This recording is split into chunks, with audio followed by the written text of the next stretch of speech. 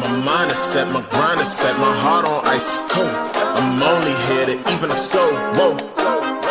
My mind is set, my grind is set, my heart on ice cold. We down right now, but did it before. Whoa. See from here we going up. Made the call, I shown up. Now the game is sewn up. Say my name is blown up. We up, we up, we up, we up, we up, we up, we up, we up. See from here we going up. Made the call, I shown up. Now the game is sewn up. Say my name is blown up. We up, we up, we up, we up, we up, we up, we up, we up.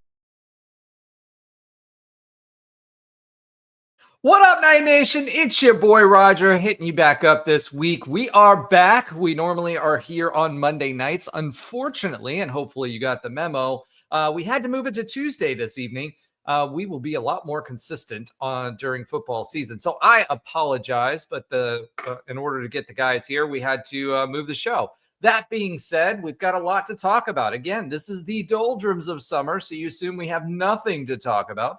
But we do. We're going to be talking about some more recruits on campus this week, as we did last week. A new food provider at the stadium. We'll talk a little bit about Terry Mohajir and his thoughts on now that everything's been ratified with regard to Rev Share, the 5+11 for the playoffs, what ESPN thinks that we're going to do this season.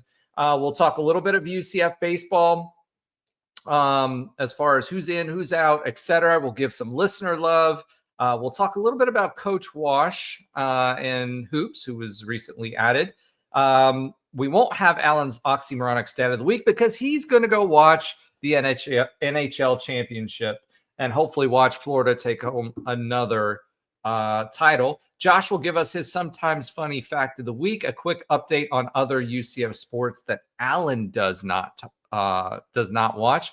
So without further ado, let's get right into it and bring in the man with the greatest hair on the internet, Nobra. Hey now. What's up, bro? What's going on, man? Man, it's a good day, a good day in Night Nation, and lots of things to talk about. So I'm ready to have a little fun with our listeners. How about you? Same. All right, let's get that hair flip. All right, last but not least, and I'm going to preemptively say this because Josh said last week he was the first one in, which is not true, is last but not least, but always last, Josh Lazar. Hello, world.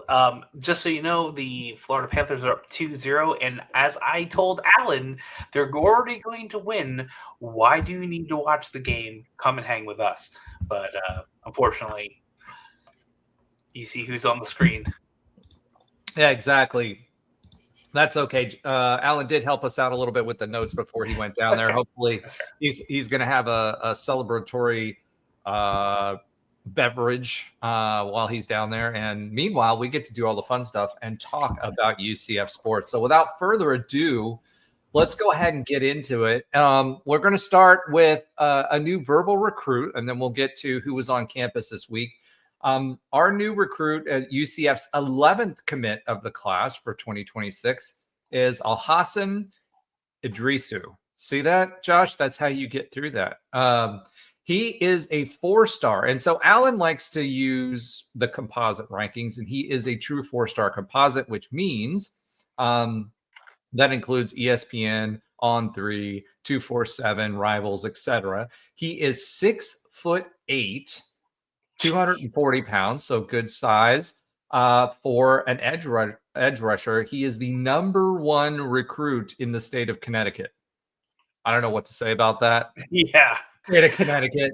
But he is the #1 recruit in the state and number 401 nationally, so top 500 recruit.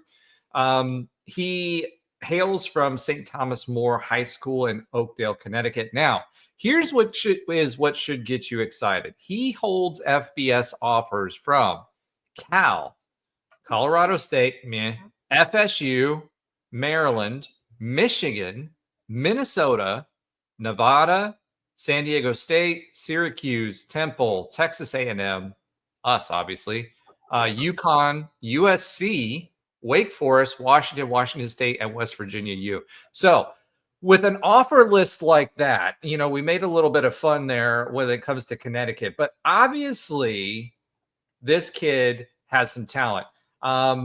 He, from a size perspective, we talk about measurables and getting guys on campus with certain measurables. He certainly has the measurables to be success. He is, he also was originally a basketball player. So that kind of fits with what UCF is trying to do and finding more of those athletic folks. He obviously will command quite a bit from they'll be creating quite a bit from the NIL that we're putting together. But yeah, I mean, 2026 edge, I did look at his tape. He's quick. And so I think this is where it helps when it comes to defense, is being able to be explosive, especially when you're talking about an edge rusher, to be first on the football and to be able to get around the edge quickly, because that's basically all you're doing is providing pressure, right? Depending on what the setup is. We were really in a 3-horse race here with USC, Minnesota, and us. So considering that we won out with those 3, that says a lot about him and the quality of player that he is. He seems to be really excited to be at UCF, and I'm excited to have him here too. What do you think, Josh? Yeah. Well, to me, it also says that he might have a solid academic desire too, on top of everything else, because Minnesota and USC are no slouches when it comes to the academic side. And I know we're not here to talk about academics, but we're not here to play school, Josh. We're not here to play school. Well, not anymore. We used to be. But here's the fact: like, that can translate. Being academically talented is something that can translate over to study room, to film, to understanding concepts. You don't need it, right? There's a lot of people who just have great instincts of what and can be trained for these specific things, but that does translate well typically. And I really do, I know we make fun of like the number one in Connecticut, right? I love the Northeast. I grew up there, but number one in Florida football player is a better football player than the number one football player in Connecticut. Like probably 100 years out of 100. And it still seems like this gentleman has a lot of upside, has a lot of like the measurables are great. A lot of people are interested, and I'm really glad to see that he chose us between whatever we have to offer and nil as well. So yeah, I'm excited. I'm always excited when we get people onto the team who enjoy coming down to Florida. Listen, a lot of people in the Northeast love coming down to Florida. Let's be fair there, but everything that looks on paper to be what we could use. And when you're like almost eye to eye with Paul Rubel, right? That's a good thing when you come in defense. As long as you can get around.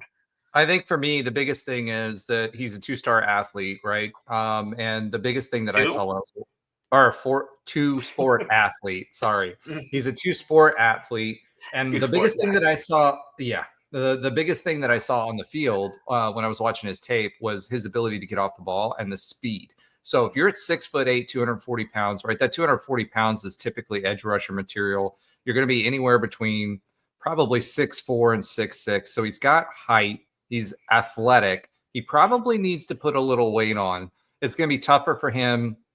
He's going to be matched up on tight ends and, just all out rushes, because it's going to be tougher for him to get a lower center of gravity. So this guy is going to be either a 3 technique or standing, more than likely standing most of the time. And it's just going to be a speed blitzer or an edge contain. So when a team is trying to get, their running back or their quarterback's trying to slip out on the weak side, this is the guy that you want to make sure that you're maintaining the edge contain. So he's a 4-star composite 4-star athlete. The offer list is amazing. And he chose UCF. I think this is a big win for us because we can always use help on D-line. You saw what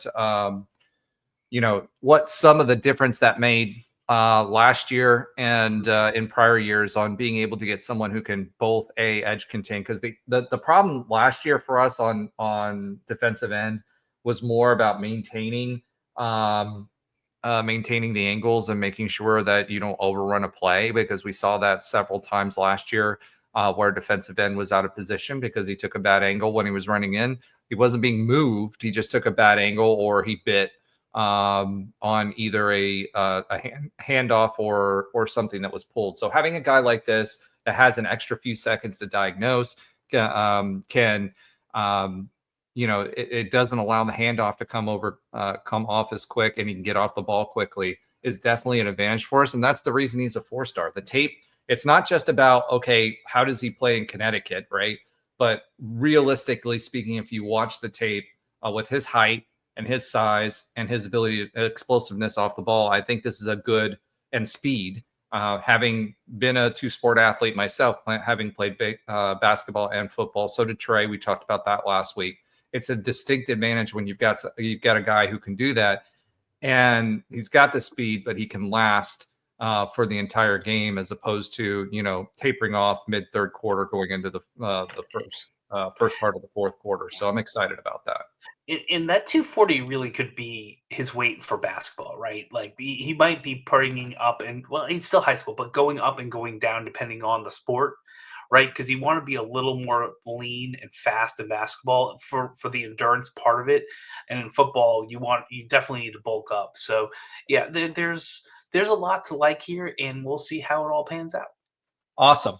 All right, so another good commitment for us, and it's actually one of the highest rated commits that we've gotten all season long as well. So Rivals only has him at a 5.6, but he is a true composite 4-star football player for this year. So moving on, let's go ahead and swiv it to and talk about the weekend and the official visit that happened this weekend. Remember last week we talked about the previous week. We had another one again this week. So recruiting is hot and heavy despite the season being off. The teams obviously aren't back for practice yet. So we've got a ton of 2026 prospects that were on campus this weekend. One of which was Alhassan, who had not yet committed to us at that point, but committed after the visit. In addition to him, we also had Gary Hadley on campus this weekend. He, what I'd like to see here is he's 6'3", 184 pounds. He's from Cardinal Gibbons out of Fort Lauderdale. He was actually committed verbally to Tulane as of 6'9", but still decided to come to the visit. He was offered by us in March. He's got a pretty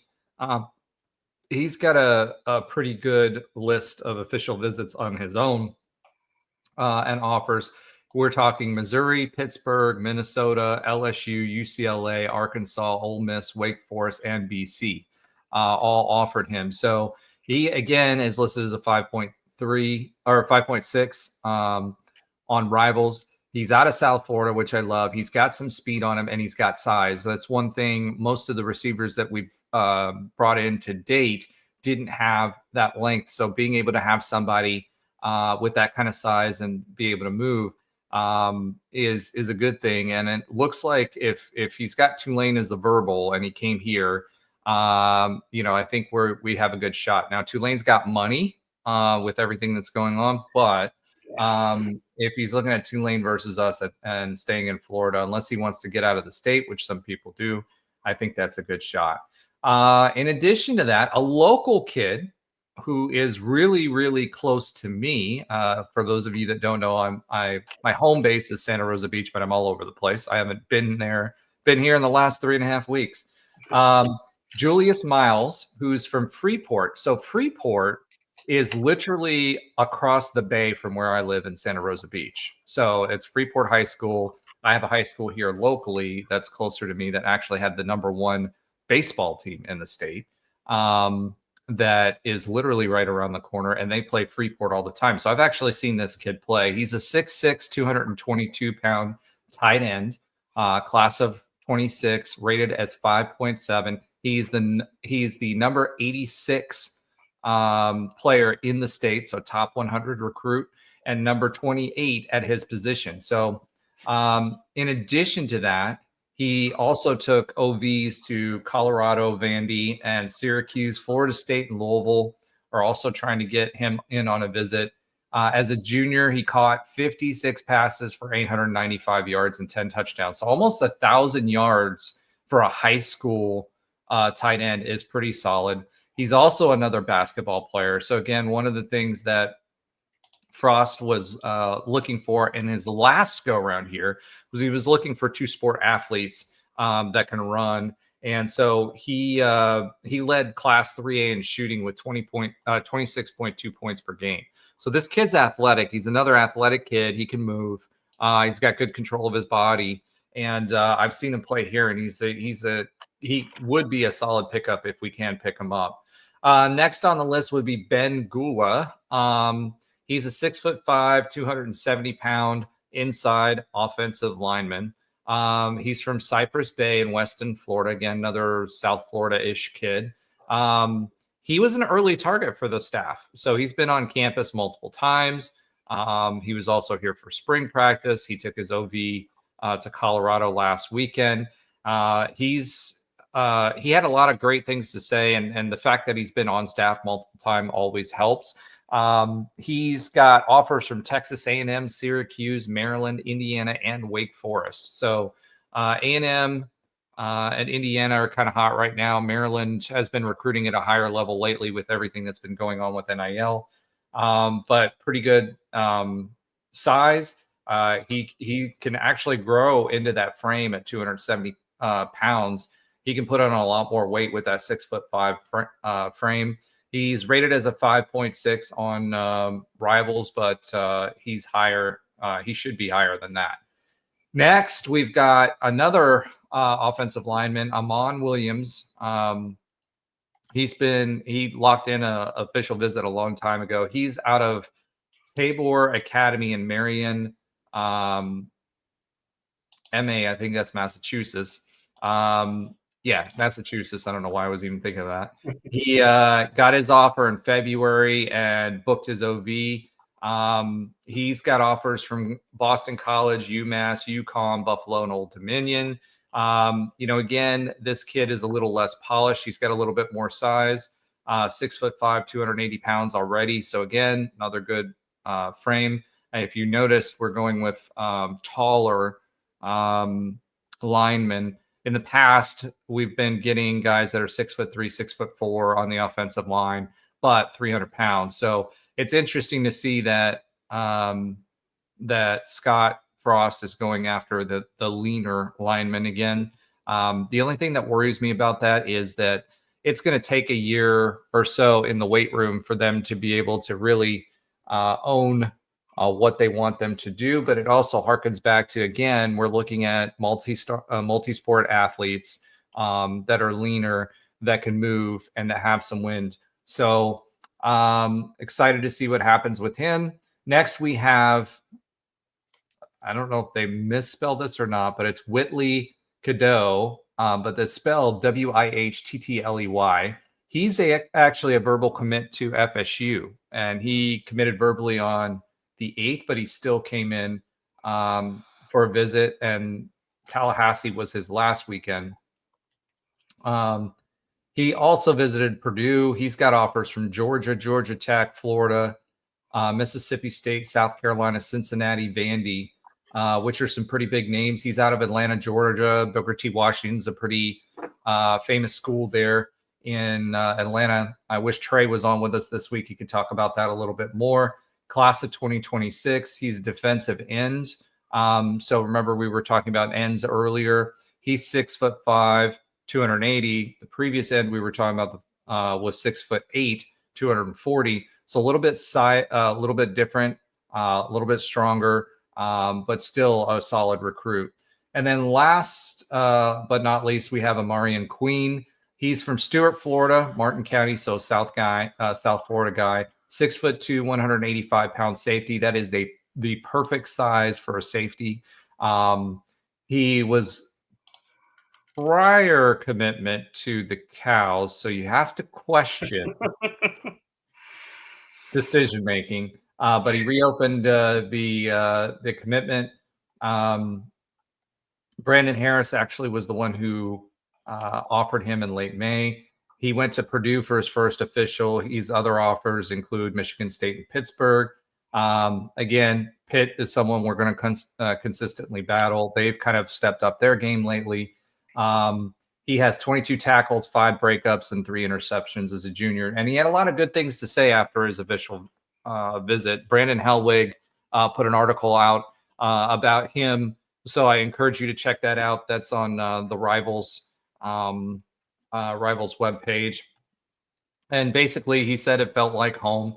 And considering the other schools, everybody's saying, he said it in his interviews, but everybody's really been saying that they love the staff. So as much as, you know, the staff was lauded in recruiting last year, I think that they're connecting with them in a different kind of way. And, you know, again, we're still doing the family type of theme, just in a different way.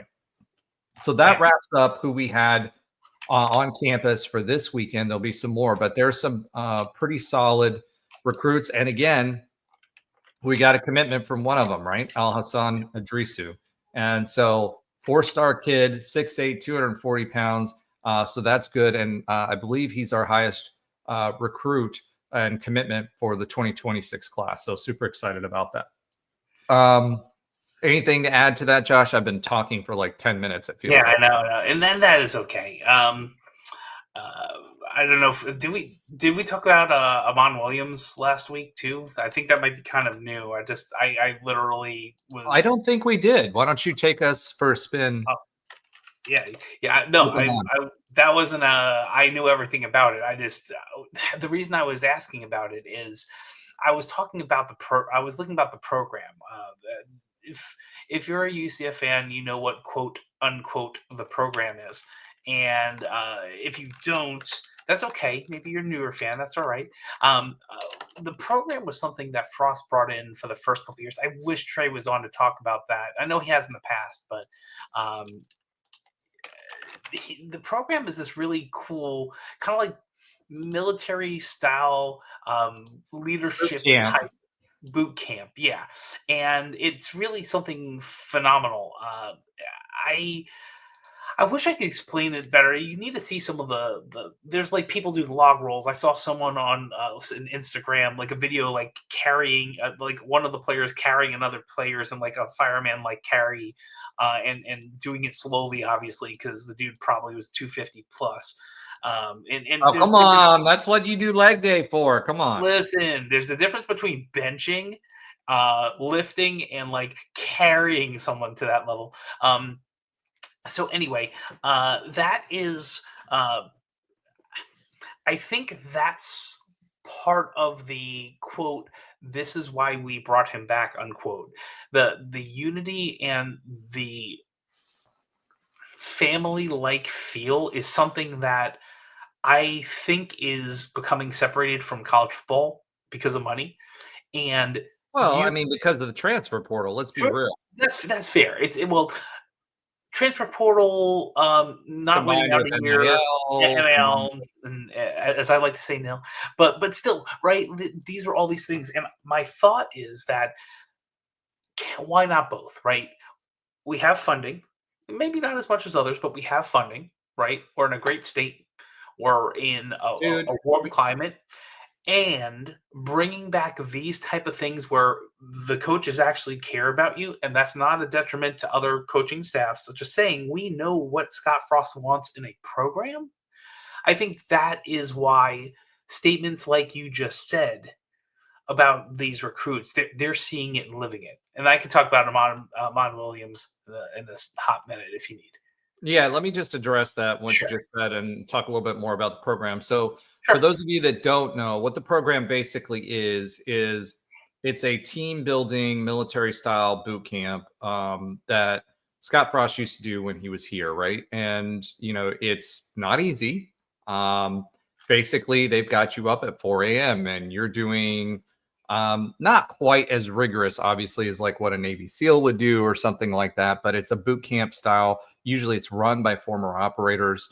And what they do is they put you through physical challenges that are just like in boot camp. They put you through physical challenges that you have to get through together or pick each other up to get through together to do that team building type of stuff, right? So it's physically challenging, it's mentally challenging, right? And it's designed to show that you guys can get through things together as a team, even when it's hard. So when it's in the fourth quarter and you're staring down a deficit of a touchdown and you got to get that last drive to win, or you got to get that stop to win.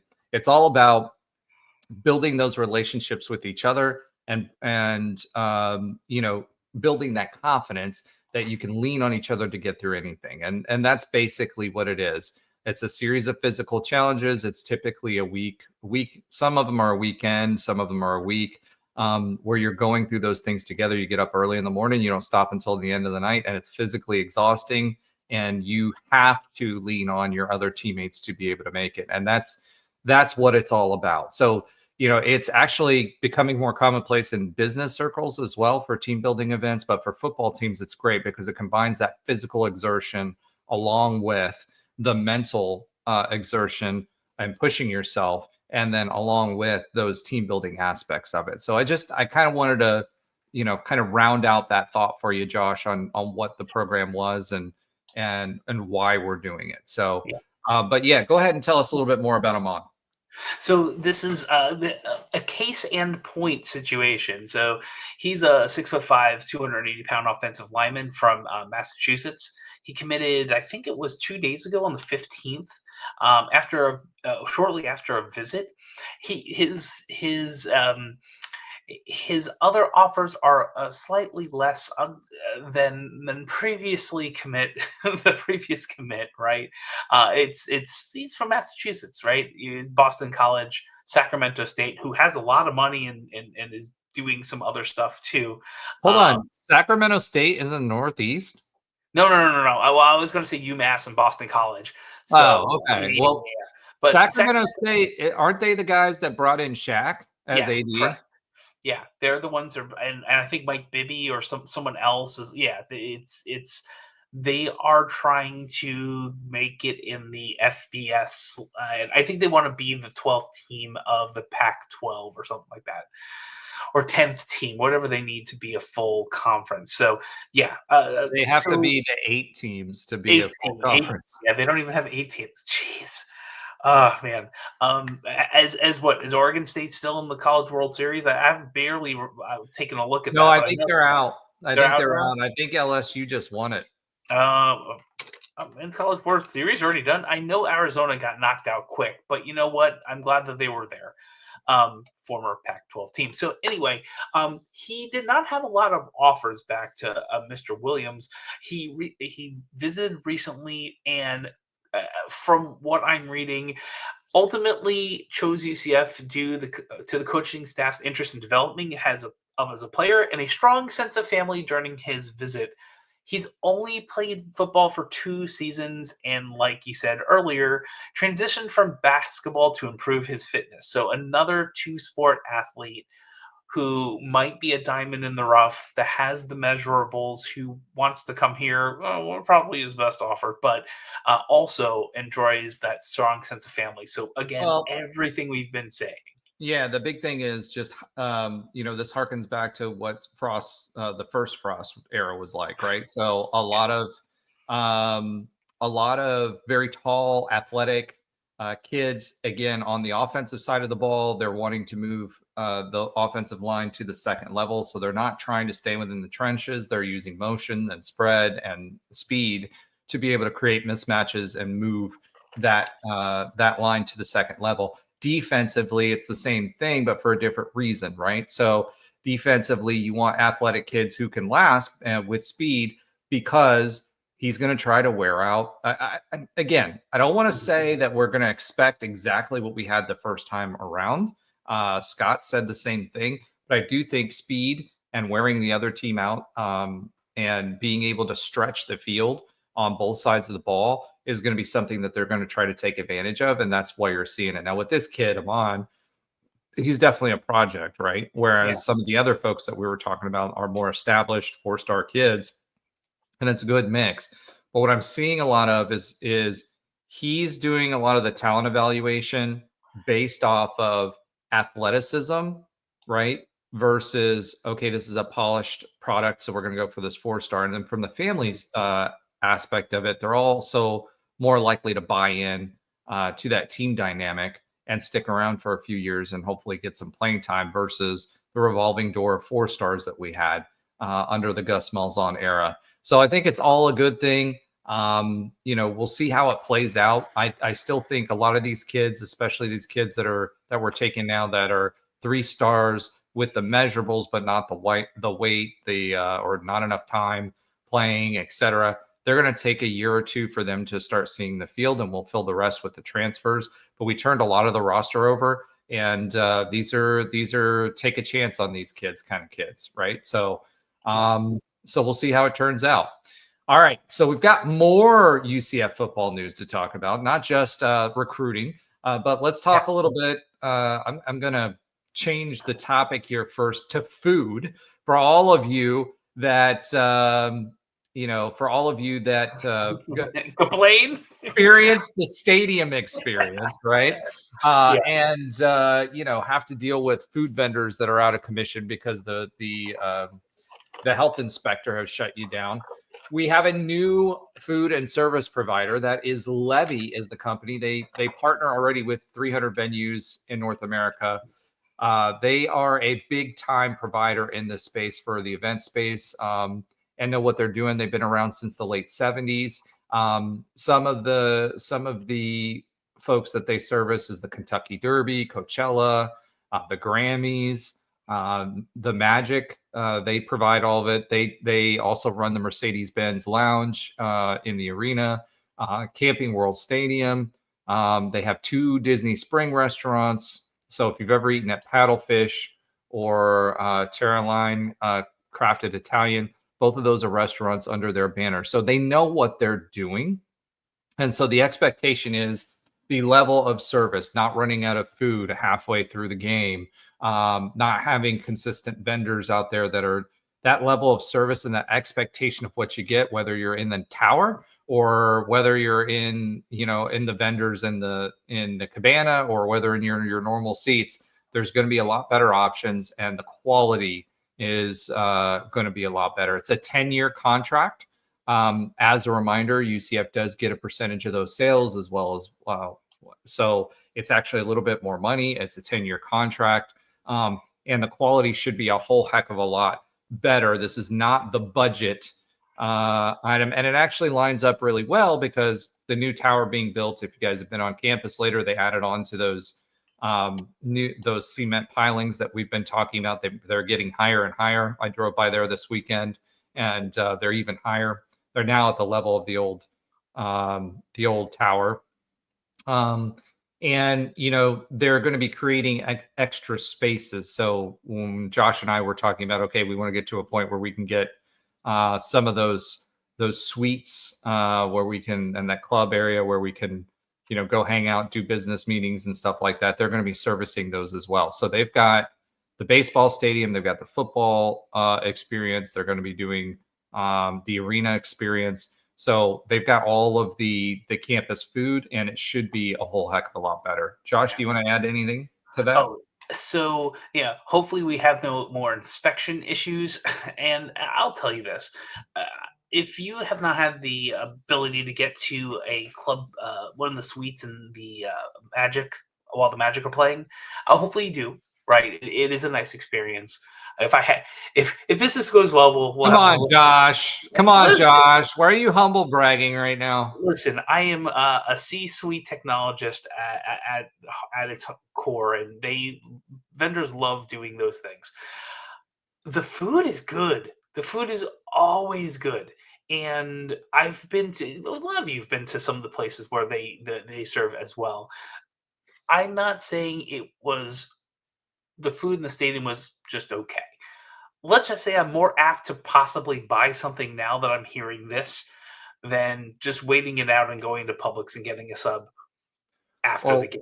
Or waiting and going to the Waffle House and going and see KJ after the game, right? Well, that's been a thing. I know we've talked about Kevin, who I go to sporting events with, who's a friend of mine, and Kevin that's our thing, going to Waffle House now. So yeah, but I'd rather go to Waffle House at times than eat in the stadium in the past, if that tells you anything.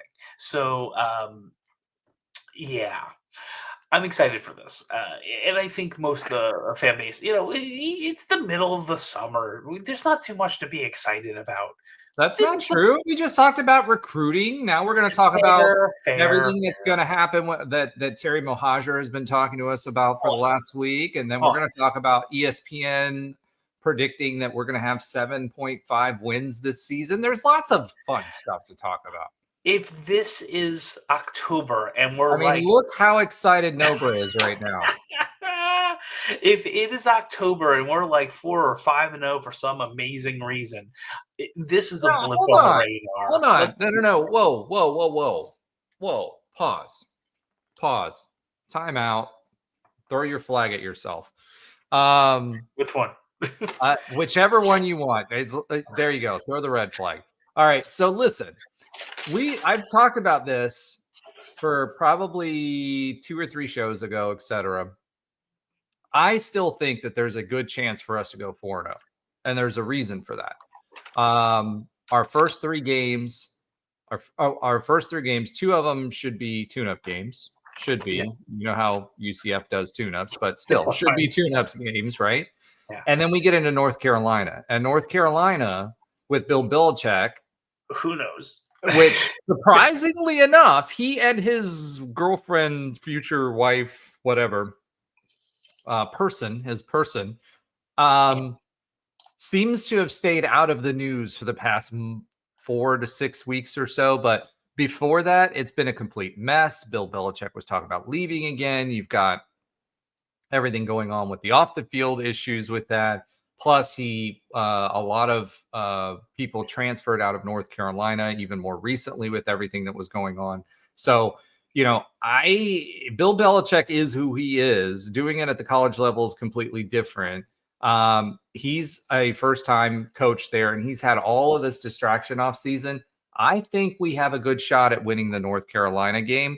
And then the next game, again, we have a good shot at that. So, there's a very real possibility at 4-0. I expect us to be 3-0 going into that game. That's what my expectation is. And apparently ESPN feels the same. Go ahead, Josh. What were you going to say? Listen, I until the 4th game, I completely feel it, right? I could completely feel it. I get it. I understand it. Yeah. Us going into Manhattan, Kansas, with a Kansas State team that is solid or has been solid for a while. I said could. If you use the capital, all caps could, yeah, we could. I'm not saying I would say the ESPN percentage indicator around that time is going to be like 70% Kansas State. It probably is. And it's hard to win in Manhattan, Kansas, especially with the coaching staff they have. But they do have volatility at their quarterback position, right? Avery Johnson, I think, is moving on. I'm not sure about that. Yeah. They have some volatility there. They had a bunch of turnover because they were senior Latin last year. So there's an opportunity. Plus, we're not playing their style of football, which the last few years we've been playing their style of football, which is smash mouth running football. So if we can score quickly and more efficiently, and again, we moved the ball a lot more than we scored the past 2 or 3 years, if we can increase the efficiencies on that, we've played close games. Last year, they weren't anything special. They almost got beat by Tulane, and it's early in the season. So there's an opportunity there. Do they have an advantage? 100%. I mean, they're at home. Kansas State is always hard to win at.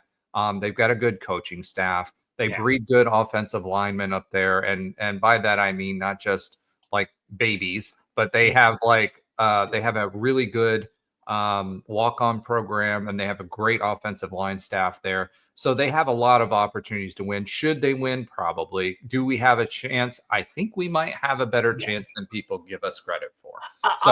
I will see that. I agree, and we will know by the UNC game. I wish we had enough of a clippings like episode 90. Let's take this clip and say, Josh, you are way off.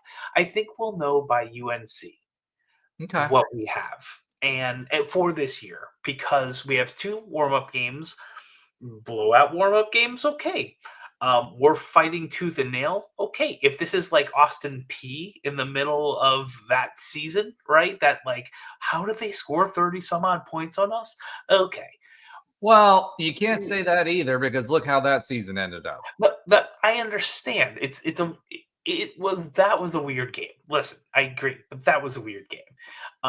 I will say this: UNC should have the ability to beat us at home, regardless of who is the captain, because they have more money. They can buy and have a bigger budget. They have some momentum when it comes to those things. I do feel like how we play in that game, I think, would determine what Kansas State looks like. If we're going to come on here and dissect that game, I'm sure. And then after that, we'll see. So I can absolutely see that we have a shot. I don't think Avery Johnson is going anywhere, but that man has been getting some NIL deals for real, like Corvettes and things like that too. So what it was meant for. So anyway, we'll see what happens. I'm still excited about all of that. I'm excited about the food. I don't know how we got here, but I am excited the food. And talking about eating, Louisville ate and kicked Oregon State out of the College World Series. So they're gone. Sorry, Pac-12. All right. So let's go ahead and swiv it yet again. With it. You like that? So I was going to talk about Terry Mohajir first, but we'll talk about that next. Because ESPN, we talked about Phil Steele last week, right? And what Phil Steele thought. ESPN came out with their predictions, and they have us at 7.5 wins, which is even more than what my range was. Basically, they had no way to back it up. I read the article, and they just had a quick blurb, and they were like, there's turnover everywhere. It's Scottfrost is back. We have no idea what to get out of this team. Let's land on 7.5 wins. So, realistically speaking, when we're talking about this team and 7.5 wins, if we get to 3 wins early on in the season, which I think we will, we're talking about 3.5 wins for the rest of the season. I think this team can do it. We play some of the other teams that are not expected to be so well. Plus, it's the Big 12, and who knows what the heck is going to happen any given season. I do think that we have better talent than we did when we walked into a situation like this before. Not necessarily overall over last year, but we do have some pieces. We talked about the quarterback room last week, and I do think we have a better quarterback room than we think we do. I think we have a great running back room. I think we've got continuity there with Miles Montgomery and some of the backups, and some of the names that you've forgotten about since they were recruited that are still on. That were 4-star running backs, that were extremely good running backs in Central Florida at the high school level. We've got some good talent on defense, and we've got some wide receivers that seem to be showing out. So the defensive line is going to be solid as well. The big question is going to be the offensive line, because we've had significant turnover there. We don't know what we're going to have there. And I think that's the big thing that we're going to question. Linebackers, we've got some pieces, but we don't have a lot of depth. So for me, I think DBs are solid, wide receivers are solid. I think we're going to be okay in the QB room because of Mackenzie Milton and everything I said last week. If you didn't watch the show, watch the show on what I said there and why I think that. But I think this is going to be a better team than we think. And I think that this coaching staff has the ability to whip them into shape more quickly. And I'm not just talking about the Scottfrost effect, but everybody that he has around him.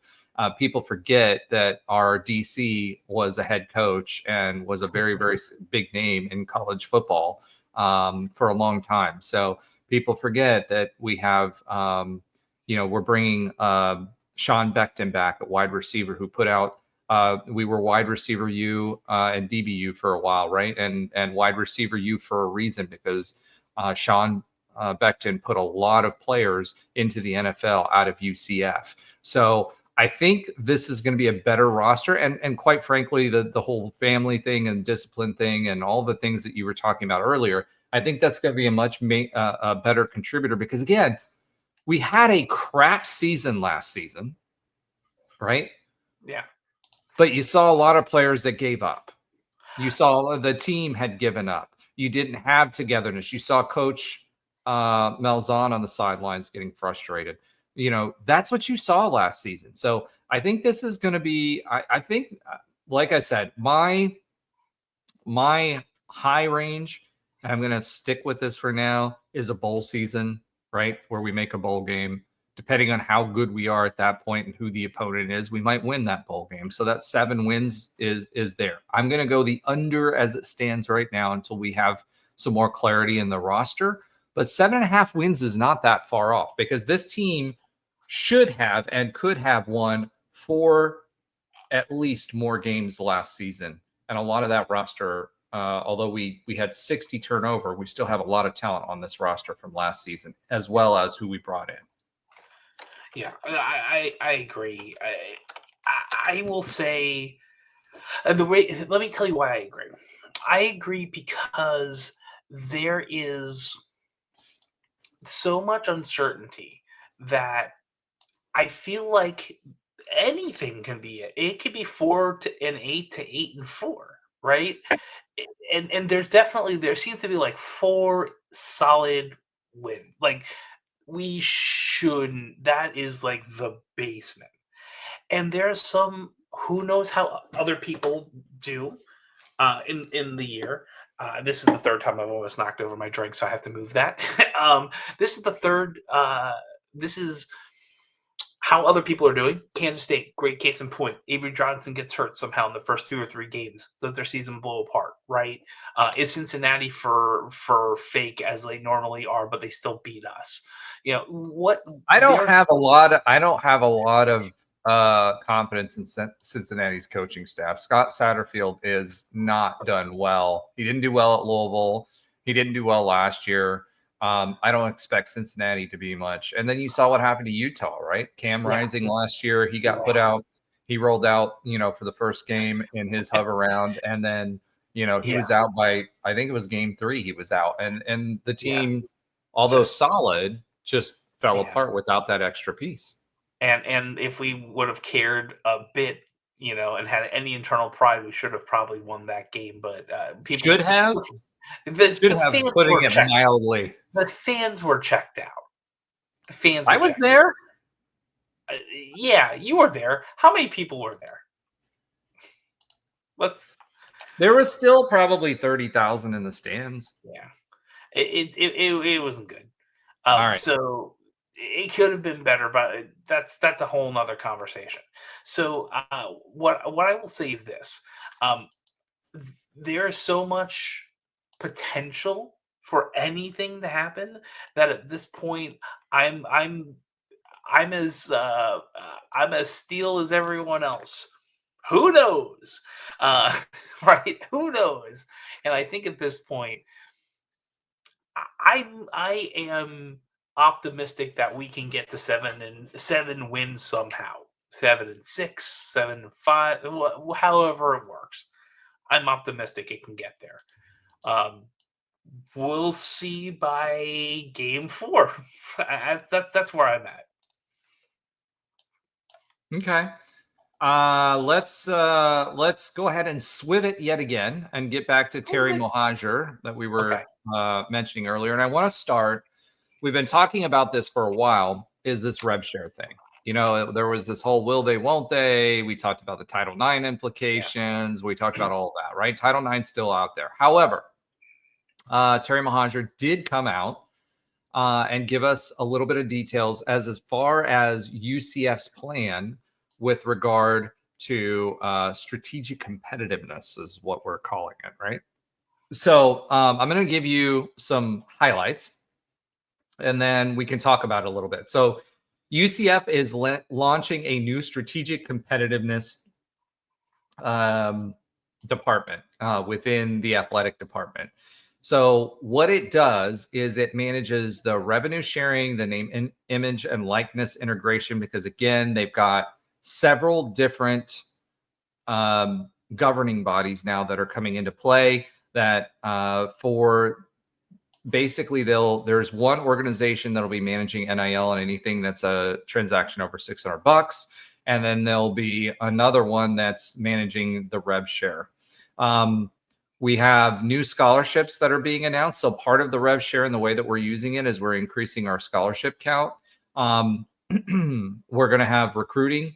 They're going to cover recruiting as well, and they're going to manage roster strategy. So remember that GM type position that we were talking about, that's going to be part of this as well. The new model is set in July 1st, 2025. UCF intends, according to Terry Mohajir, to fully fund our rev share obligation of $20.5 million. Just as a reminder, the rev share side can be funded by the university as well, but there's certain rules, and depending on there are certain scholarships that you can use for non-revenue run non-revenue sports that counts towards that $20.5 million. So people and schools can't give them those scholarships and say, hey, this is a different pool of money. It doesn't count, right? Of that, $3 million right now is earmarked for 74 new scholarships. 74. Everything will be administered and managed, including our NIL efforts will also be in-house, which means the third-party collectives are going away. Now, they'll still have them in name, right? And there'll be a separate revenue source for the NIL side of things, but they'll still be in-house, whereas before that was not the case. 44 scholarships, or 60% of those scholarships, will be designated for women's sports. So that's how they're getting around the Title IX issues, instead of saying, hey, we're paying you cash, or, having this whole idea of how much are we going to pay the Olympic sports and the women's sports. They're just creating new scholarships, which is interesting to see, but it'll be good for programs like our softball program. It'll be good for programs like our women's volleyball program, where a lot of those scholarships aren't fully funded. They're academic scholarships that we have the ladies on. The rest of the 30 scholarships will be distributed to men's sports. So, think baseball. Baseball will get more scholarships because in the past we were limited by the scholarship count. That scholarship count has gone away. The number of people that you can have is increased, but the scholarship total will still remain in place. But most of those will go to the baseball program and soccer program, think tennis program, etc., is where those 30 will go. So it's not like we're creating any new sports with this. We are already at the NCAA minimum for FBS at 16 sports, but we are increasing the number of scholarships that are available for a lot of these players. The Kingdom is going to be around until June 30th. And that'll remain the NIL fundraising and athlete support. And then that will change to the Charge On Fund, which you guys have seen before. If you want to, I'm just going to break down how this is going to be distributed basically at a high level. So $20.5 million annual cap. $3 million of that will go to the scholarship budget. So that'll come out of that. So it'll be $17.5 million that are going to be available to pay players. 74 new scholarships, 44 or 60% of those to women's sports, 30% to men's sports. And not much is going to change. Now, the Kingdom will exist after this rolls over. NIL will continue to exist. So if you're out there and you're wondering about that, that will. But that's where it is. Now, as far as Terry Mohajir also did an interview last week where he talked to Mark Daniels and the Beat of Sports on 96.9 The Game. And so they talked a little bit about where does this leave UCF in the grand spectrum of things, right? So Texas Tech is going to spend spending $55 million, right, on NIL in addition to everything else. So As far as where we are versus where we're going and where we are versus where we stack up within the Big 12 and other conferences, right? So the good thing is, we're going to be able to spend the full $20.5 million cap. Second good thing is guess what? We've already been operating with a lot less money. So 2025, and I want to clear up some misconceptions about this. 2025 is the first year. So after July 1, we're in the new academic year, which means we're going to be paid out based on a full share member of the Big 12 for the first time. The second part of that is, yes, the conferences do pay out money at year end. So we'll get, as of June 30th, we'll get our money for this past year, but they break that up quarterly. It's a common misconception that is paid out on an annual basis. It is not. It's on a quarterly basis. So we'll start getting that money quarterly. So what does that mean? That means UCF does not have to go cut money, right, or reallocate money to get to that $20.5 million cap. A lot of other teams are going to have to cut, or they're going to have to find additional rev share in addition to their NIL efforts, which means the total pool of money that's available for that NIL and for what they can pay players is going to be a whole heck of a lot less than what they had available before. So that kind of, in a way, evens out the playing field. Are we going to be able to pay like Texas? No, we're not. And that's okay, right?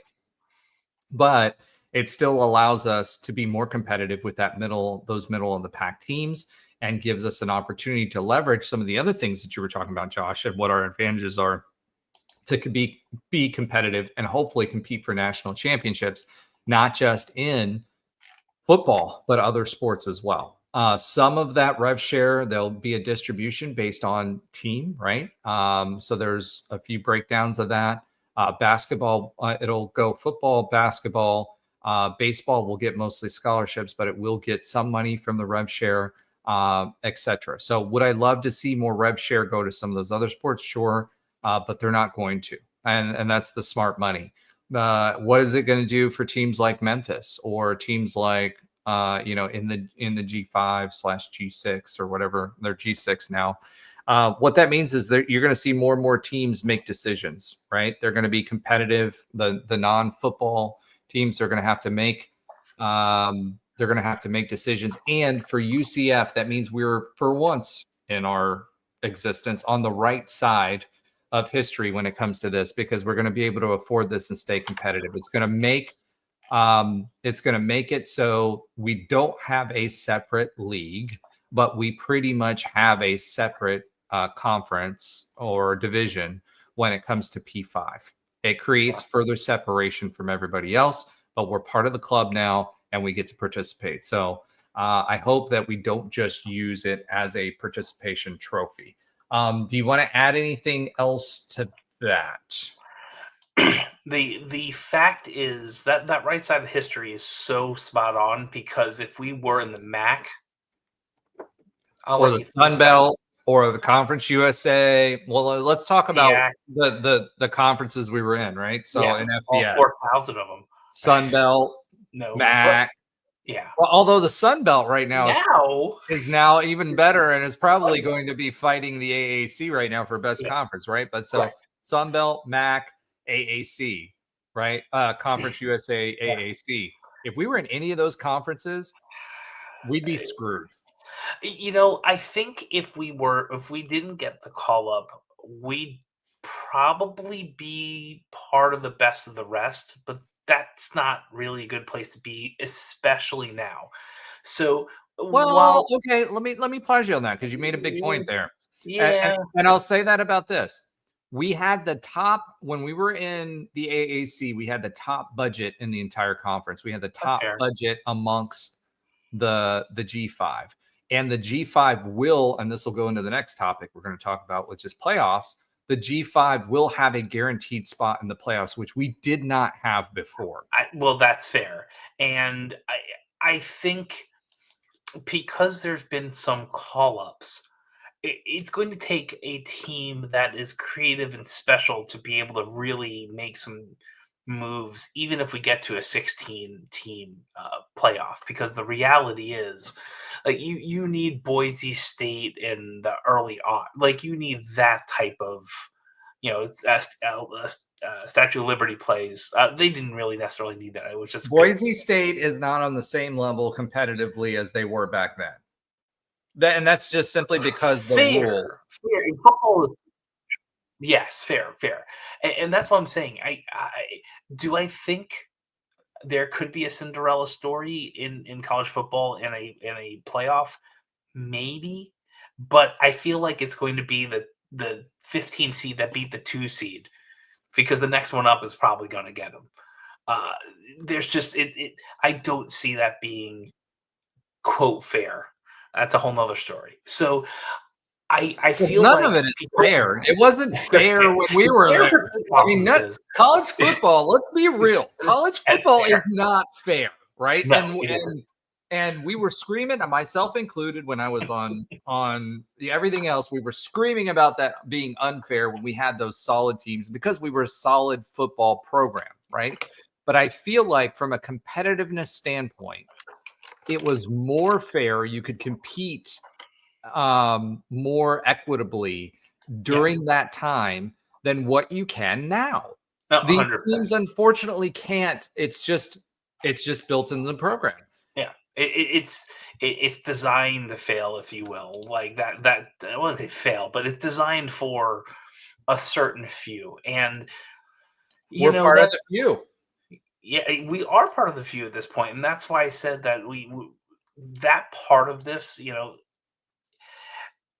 I believe that it is relatively fair for those bringing in these level of revenues to some conferences at almost $100 million a year per school, that the people who are generating that income on behalf of their schools deserve more than they got in the past, and that's why there's some tenure. Are you talking about the schools and the conferences, or are you talking about the players that are?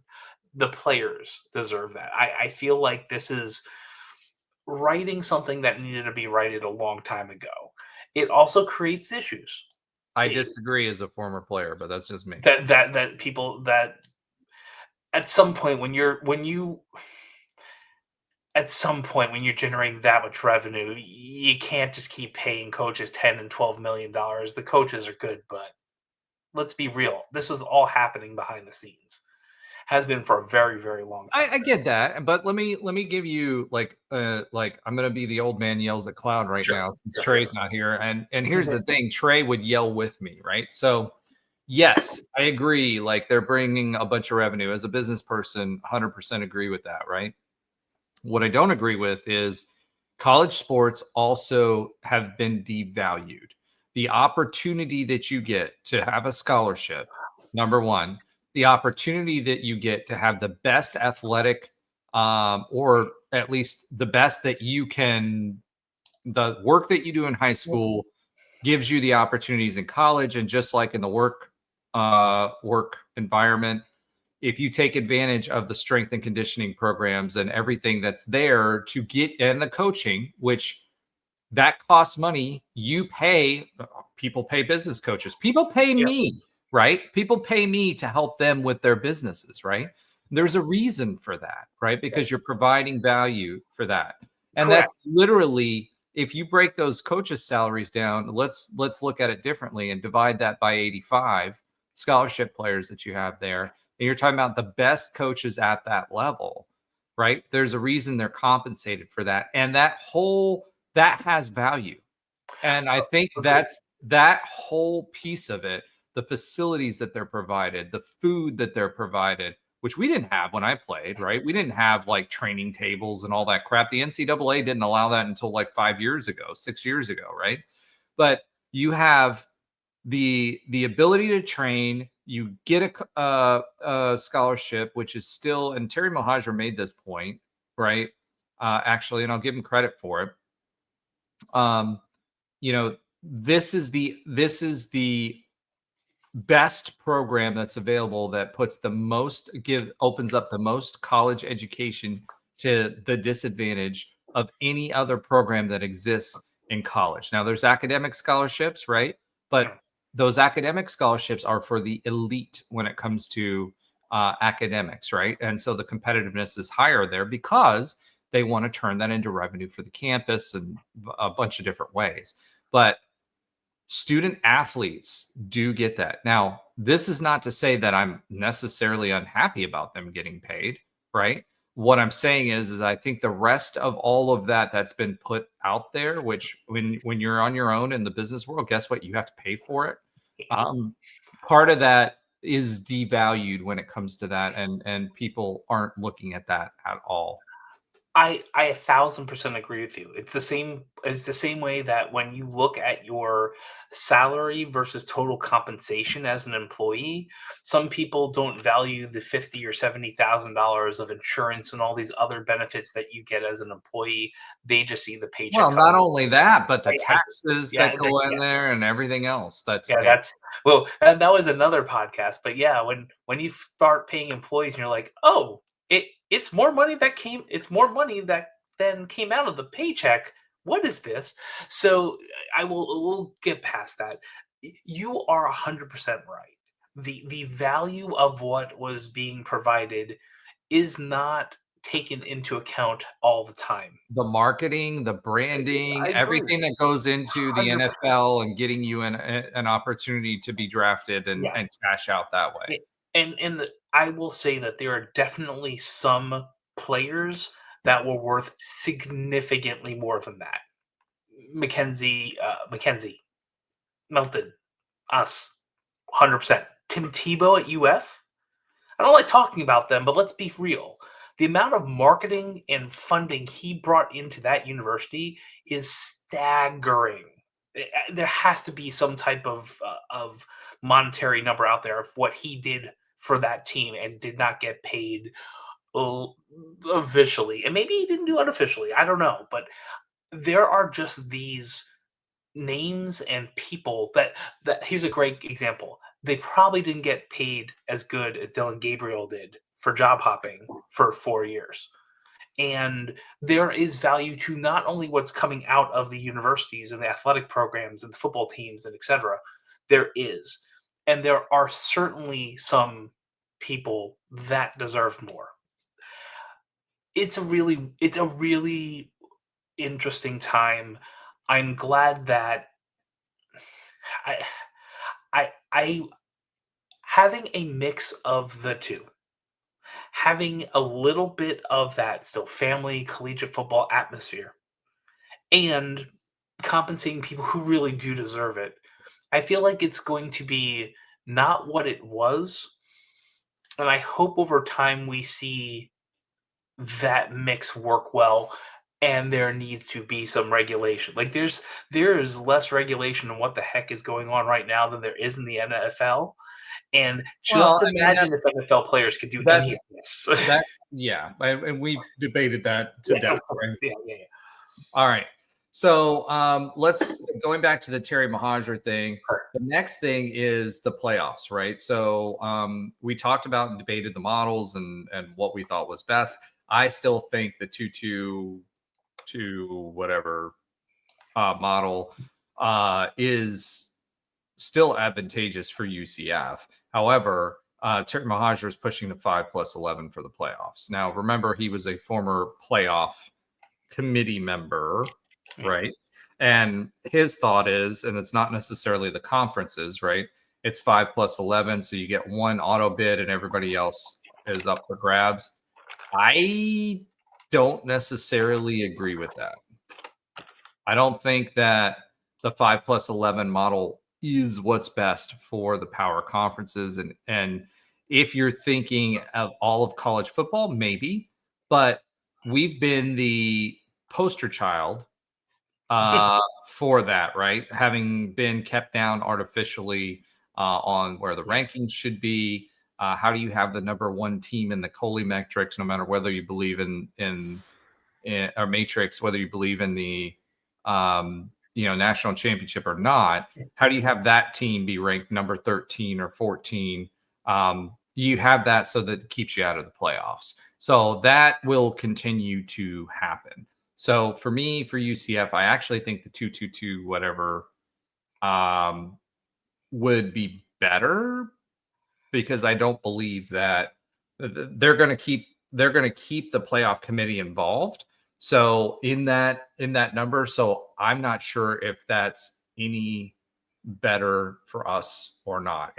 What it does do is it gives us some flexibility within the contract to be able to prove that we should get a bigger share, or pushes us out until 2030 when the ACC may have some changes in its membership, and then we might be better. So I think from that perspective, I think that's a good middle ground.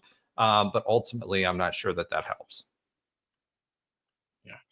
Yeah, I agree.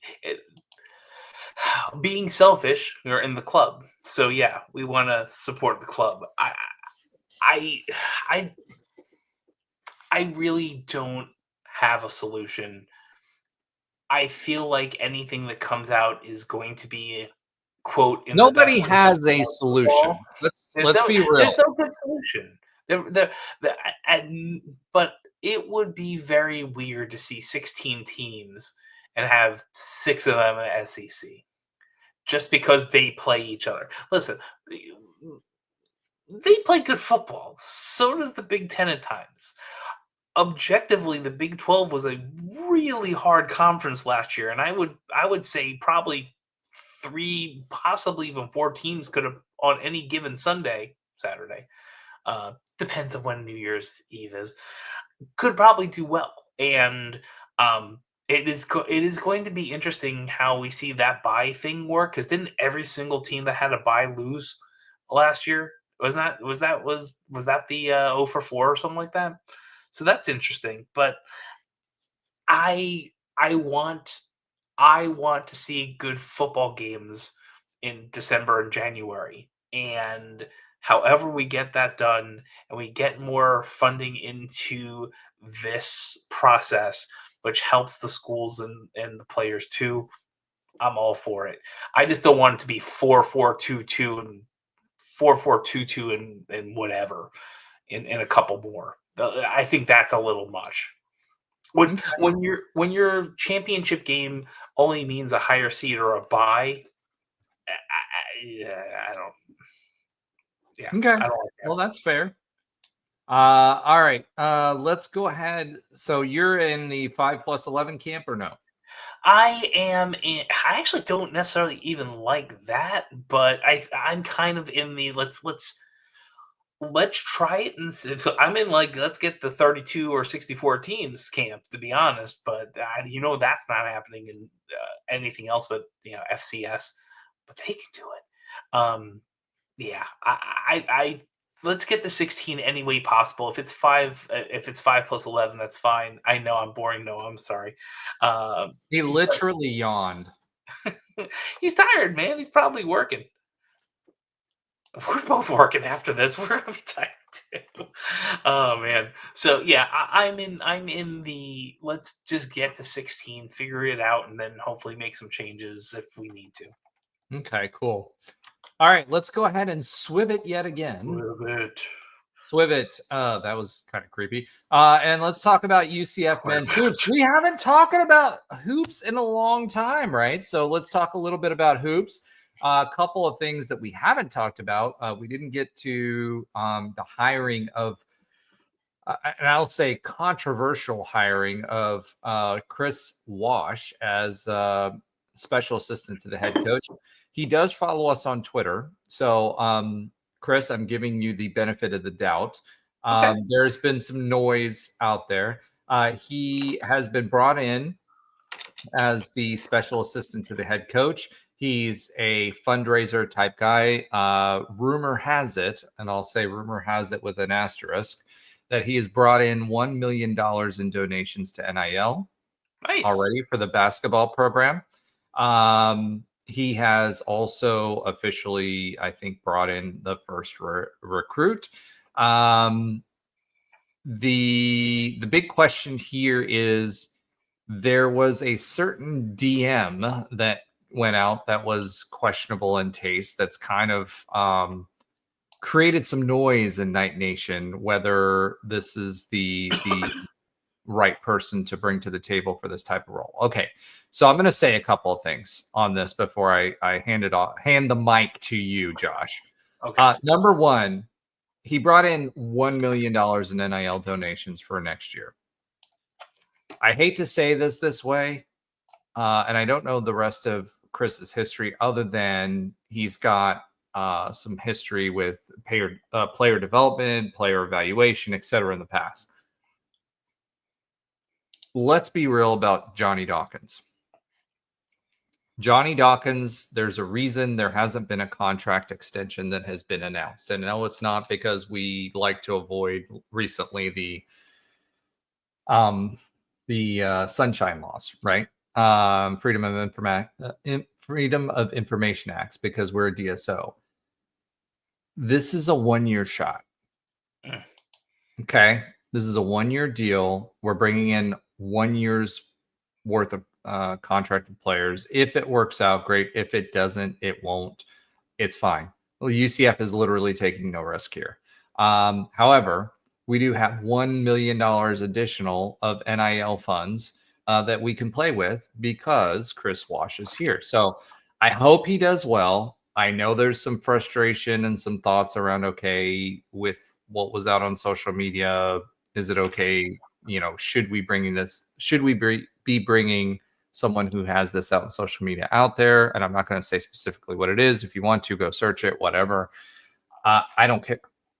So Chris brought $1 million of NIL revenue to the funds to the table. It's going to help us get through next basketball season.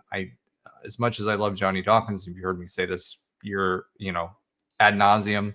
Good dude, great dude. I think this is his last year, so it doesn't really matter anyway. Josh, what are your thoughts? I am not going to get into rumor. I like trading in fact if I can. So, well, I said rumor to cover our bases, but it's not unsupported rumor. That's fair. We already had Mamadou, right? And we had that situation. All I care about is that we're trying to do things as above board as we can within reason. It's basketball. Well, that went out the window with Adidas and Nike and whatever. There's no above board. Think about even the youth systems have been compromised for years. Fine. Look, I can't say anything bad about National Mortgage Professional Magazine's 40 Under 40 Chris Wash. I can't. All I'll say is this: I am glad we are trying to do something to get into the NCAA tournament next year. I still would like things to be on the up and up, but I also want to be naive about what really happens behind the scenes of basketball. D Magazine's Best Mortgage Professional in 2016 and 2017 sounds like a winner to me. All right. So yes, for one more year, I'd like to be naive, as long as it doesn't result in any consequences afterwards. Right? Don't embarrass us, please. If Chris, if you're following us, you know who Ken Caldwell is. Don't embarrass us. That's really what I'm asking. That's all I'm asking. Oh no, you're so tired. You're getting sleepy. It's just I want to be naive. Just keep us out. This is the goal of most technologists. Keep us out of the newspaper, right? Let's just please do that. Do good things. Help people stay out of the newspaper. All right. Let's go ahead and talk about UCF Hoops again. UCF Hoops added Dwayne Anderson as assistant coach. We did not talk about Dwayne Anderson. Nobra says he's had a 4-hour class today. I'm beat. Thankfully, it's not one of Josh's. So he would have fell asleep. Sleeping. He would have been sleeping through that. Yeah, because he did have one of Josh's classes. All right. Yeah. So Dwayne Anderson, he came to us after 7 seasons at Villanova. He actually played for Villanova as well. He was director of basketball operations in 2018. He's been basically in the assistant coaching ranks since then, so he's got some experience. Villanova is obviously a winning program. He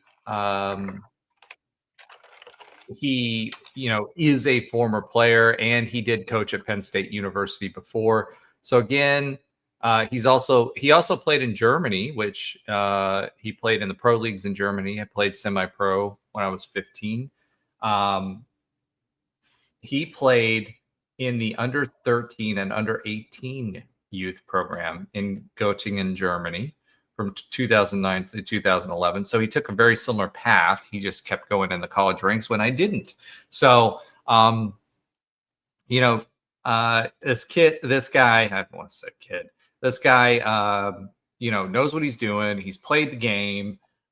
Seems like a good addition and a good assistant coach to bring in for Johnny Dawkins. There's not much else to say because, again, I hesitate to go too deep into all of this stuff because I truly think this is Johnny's last year. Is there anything you want to add to that? Nope. All right. I'm good. So we got a head shake. We got a bobble. All right. Let's go ahead and swiv it yet again. Swiv it. All right. Let's go ahead and talk about UCF baseball.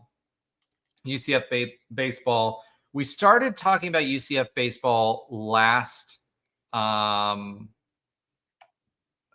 talked about UCF baseball last week, and we promised Mike.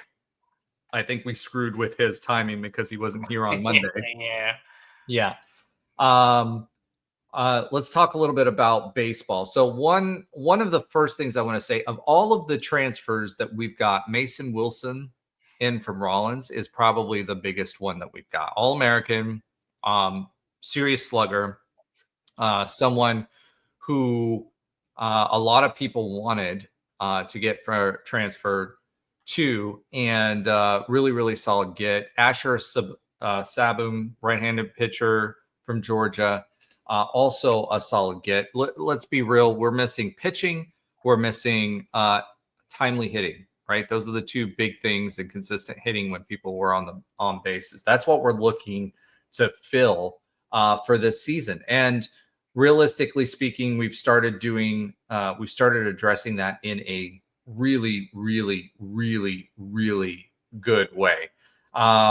Mason Wilson, I can't say enough about. He was from Olympia High School, so local kid as well from Orlando. He had 4 seasons at Rollins.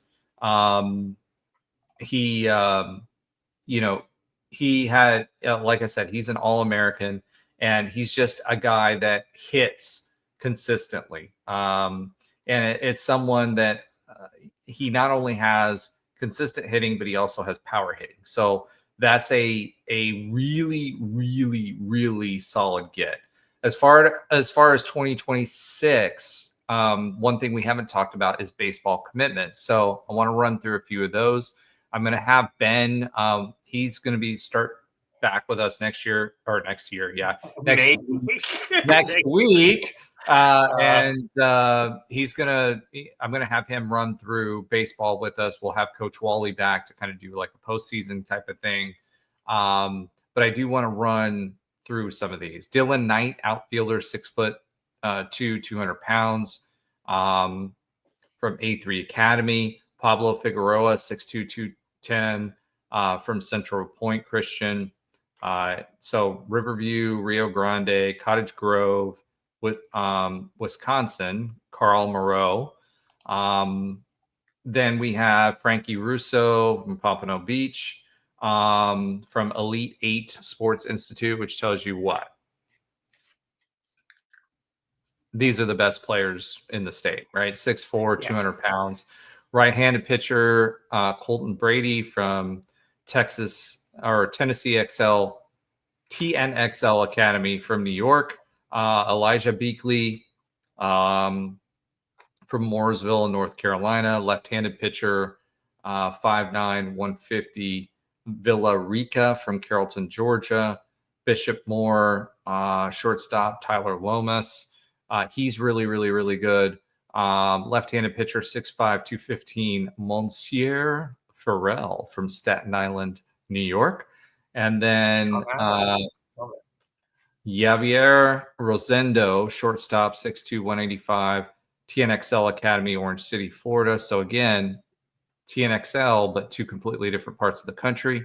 And then right-handed pitcher Brady Snow, 6'1", 185 from American Heritage on North Palm Beach. So most of these folks are from Florida. We're recruiting Florida heavily. Here's the thing, folks. Florida is one of the, if not the number one producer of baseball talent. So this is exactly what we should be looking for. But what you're seeing a lot of that we haven't seen previously in baseball is the size. 6'2", 6'2", 6'3", 6'4", 6'5", 6'1", 6'5", 6'2", 6'1", right? 200 pounds, 210, 200, 208, 215. That's not what you typically see out of baseball. And that's the type of size that you're looking for on a go-forward basis. So we'll have Coach Wally come back in and give us like a postseason postmortem, and I'd like to have him have some conversations around the new class, and then we'll have him preview the baseball season like we've done every year since he's been here, because Coach Wally, great friend of the show, great person, UCF alum, great player, and someone you should know. But I wanted to run through those real quick, and we'll have Ben run through those again. So with that being said, let's go ahead and swiv it to a little bit of listener love. I want to start with Madame Boutique, so frequent commenter for us. On last week's show, she commented and said, Debo made the switch to football. He's talking to Frosty now. So that's something that we had talked about before the show that we wanted to talk about, but I don't think we actually got to it. So shout out to Madame Boutique for saying that. Our response, absolutely. He better be on the pump block and field goal block teams. Thanks for commenting, listening. Between his size, he's, I believe, 6'8", if I'm not mistaken, and he's got hops. He absolutely should be there. Also, shout out to new subscribers, David Ray, Cup of Beer. Dude, love your name. And if you put solo Cup of Beer, that would have been even better. Debbie D Edits, new followers on YouTube. Again, these are the folks that have public profiles. There's more people that followed. Unfortunately, I cannot see you. And it's Twitter, Brad D, Zanzibar, Coach Wash, John Rhodes, Lauren, Ernie, UCF, John Fiore. Thank you so much for joining us. We appreciate you, and hope that you enjoy the show as much as you do. Thank you, everyone, for supporting us. Tell your friends. Again, 17,000 folks that we have that are watching our content. We appreciate everything that you're doing for us and supporting us as we're talking about this and going a little crazy. And of course, folks like UCF Mike, want to give you, or not UCF Mike, I'm sorry, Mike. I want to give you a shout out too for participating. You guys help us do this thing. So that being said, let's go ahead and swiv it yet again. We're going to add Josh back to the stage. Swiv it. Oh, this is for the, if we had an after show. Oh, that'd be good. Okay. Well, Josh, I will tell you, I got you off of the cam quick enough. Yeah, I saw that. So that your hand wasn't there. This is all I will say about that. It has to do with Labubus, and that is all I'm going to say. And if you know, you know. Let's hold on. Let's move on. Labubus or Labubus? What's the difference? What's Labubus. the difference? I guess I don't know. It's not your thing. Okay. Ask the women in your life; they probably know. Yeah. Okay, let's put it this way to all our lady listeners, because you do listen to us. Yes. And those gentlemen that enjoy the Labubus, please let me know what that means, because I have absolutely no idea what Labubus are. I was assuming it was something to do with your daughter. Yes. Now, I will tell you this: Dylan Brooks wore one in an NBA, in the NBA playoffs walk-ins with their however they dress up, and it was either Charles Barkley or Shaq said, "What is that? A bunny on his hip or something like that?" And anyone who knew what that was. Another time, let's. Oh, you're gonna pull it up? Yes. Okay. Oh, wow. Yes. All right. Okay. So that's what that is. Okay. Got it. It's I'll go deeper. I have my This is when we have 0 viewers on our show, Josh, because This of is- this right now. This so is it. so Add in your New York comments. my wife has been texting me for the past 30 minutes asking about trying to help her. You want me to read what she's this is good. Do it. Do it. It's Okay. gold. I'm gonna can you please help me? They're showing in stock. Hello, I can hear you yapping. I need help. Hello. Okay. Yeah. So maybe we have to wrap it up so I can try to get really not even for my wife, for my kids, some Labubus. Okay. Well, yeah. I thought they, when you started down that path, I thought they were Labubus for you. So I'm glad that you're saying it's for your kids. So, She loves it. all right, let's go ahead and swib it Whip it. to Josh's sometimes funny fact of the week. Now that we've lost all of our listeners up into this point. Great. All right, go ahead, Josh. I don't have a fact. I was prepping for so many other stuff. So let's you know what? Since you know nothing about this, let me just do a question fact about Labubus real quick. Oh my goodness! Listen. You said everyone's already off. We'll probably get more hits on it. Like we throw out a Labubu short with this, and it relates to sports All somehow. Right. So no, bro. I've got an assignment for you. Make sure you include Labubu hashtag in our sports Oh God! show. I was already thinking about it. Oh God! Yeah, this is what's going to get us 1,000 new subscribers. No, okay. So there, I'll make it a little easy for you. Labubus have been around for a little while. They've become really popular in the last couple of months. They released a new line called Big Into Energy, which is what I'm getting texted about. They're hard to find, and the scalpers hold on. Are Yeah. you at this point getting paid by Labubus? And if so, if I was to. your banker and I saw an item that came in that says Labubu payment, I'm not sure what I would think about that. I don't need to. My wife was on a live stream on TikTok for this while they were trying to sell these things. That had 25,000 people streaming to buy a Big Into Energy. You don't need me. Okay. So anyway, what's the question? Because I'm not going to have any idea. Fine. No. Okay. So what popular female artist had a remix with a line that stated, "You can't even outdress my Labubu"?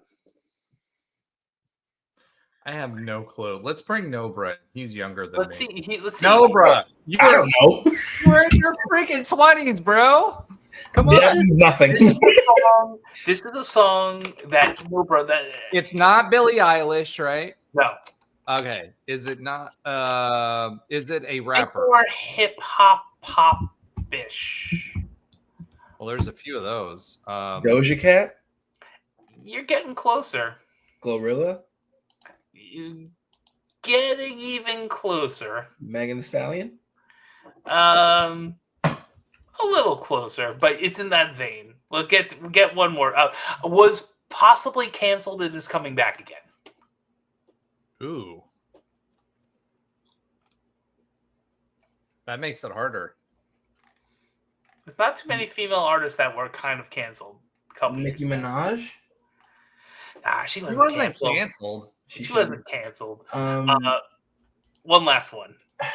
And if you were in the chat, I feel like you would get this and yell at us. That was canceled, but it's coming back.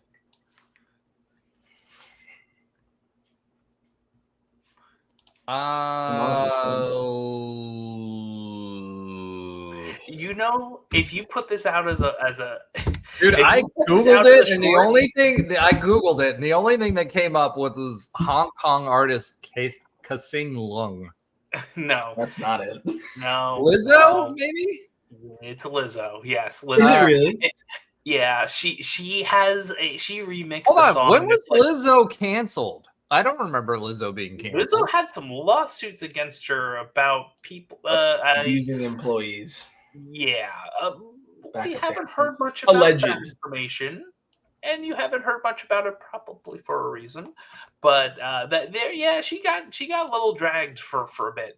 So Lizzo, I told my wife. So my wife has been into this stuff for about 5-6 All right, months. Josh, we've spent like 7 minutes. Listen, give me 1 second. Jeez. All right. She's been on this for about 5-6 months, and I told her as soon as that line dropped, and Lizzo did a small video of it with literally the Labubu in like I think my daughter has one in like a Fate Prada clothing. I told her it would be hard to find all this stuff, and it's going to become more mainstream. Okay, so Josh, within the last sentence, we've had someone jump on, listen to Labubu, and then just drop off. So let's wrap it up quickly. That's fine. I will just tell you that I went to a kids' party and we had people asking about Labubu. It's just a really, yeah. Okay, so we've learned that Lizzo has a rap line about it, and that your wife is into Labubus, and that at this stage you need to go help your wife with her Labubu. Sometime soon. Yes. All right. So that's Josh's sometime. I don't know what that is. Back to the week. That was Josh's. Let's get us some views on YouTube. Fact of the week. Yeah, this is Josh's. Let's be able to use the hashtag Labubu. All right. So with that being said, let's go ahead and do a quick update on other UCF sports that Alan does not watch. Oh, I'll make this quick now. Softball ranked number 24 in. You're gonna drag the Labubu thing out, but you're gonna do like the sports part. You're actually gonna slow it down. I mean, seriously? Why not? Why not? All right. I think it's funny at this point, but I'm still getting texted.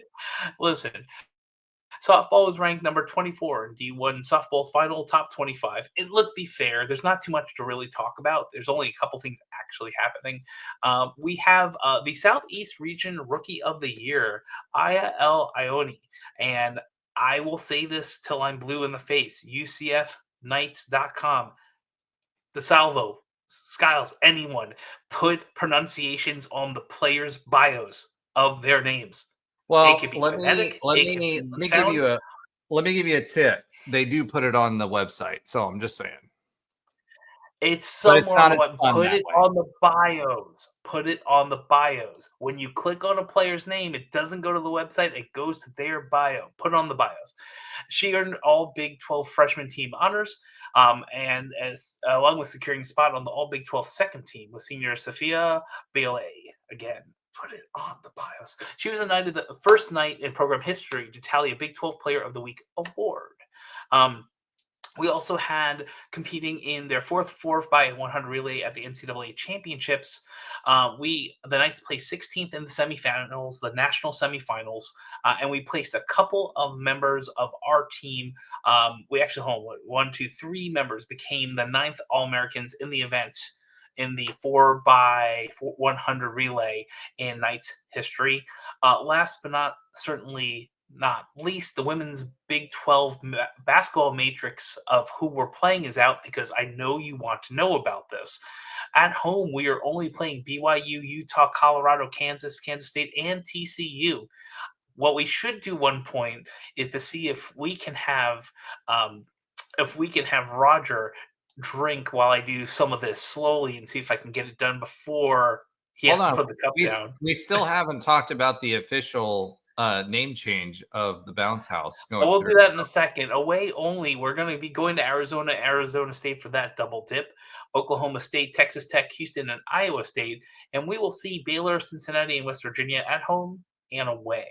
And we didn't talk about, God, I hate this. Again, this is why you put phonetic spellings and you pay enough money to put your name on a stadium, but you can't say it's ACRISURE or ACRISURE or acquiesce, or we're going to know it after it's said 400 times when Scottfrost scores. It's going to be the bounce house no matter what, and it's ACRISURE. ACRISURE? ACRISURE. Couldn't they make it can we do an abbreviation like a bounce house? Can we? It's just going to be the bounce house. So here's the nice thing about it, right? Is officially the bounce house will be in the name and on the side of the stadium, so we can change it. So yeah, and I will say, content team, good job with the reveal. Even though it's not physically on the stadium, because I was at campus all last week, and it was certainly not ACRISURE. Yeah, I'm just going to let you keep stumbling on it. So from now on, anytime we talk about the stadium, it's going to be Josh saying ACRISURE. No, it's not ACRISURE. It's ACRISURE. ACRISURE. There you go. All right. ACRISURE. All right. So with that note, on that note, you can obviously tell it's the off season. Thank you for your money. We did provide you with a metric ton of football content in the off season. ACRISURE it. Wow, he's still talking about ACRISURE. And we've taught you. We've talked about basketball a little bit. We've talked about Labubus a little bit, and we've talked about Coach Wash, or I don't know what his official title is, assistant to the head coach Wash. One thing that I'll say, there's some interesting and funny Twitter videos that are out there around this. So I'd encourage you, if you haven't looked, go ahead and search for that. But at the end of the day, $1 million, money talks. And again, it's going to be one of those situations where I truly think for Johnny Dawkins, unfortunately, we are finally at the end of the road. That being said, thank you everyone for following. Thank you for subscribing. Check out the shorts. We'll keep posting those. Tell your friends, make sure, that they're helping us out by subscribing as well. We don't make any money off of this. We just want to make sure that the algorithm pushes our content out as far as possible. So if you enjoy it, help other people enjoy it. Thank you for everything that you do for us, because we do it for you. Go Knights and charge on. Labubu, labu, labu, labu. They've got a song. Labu.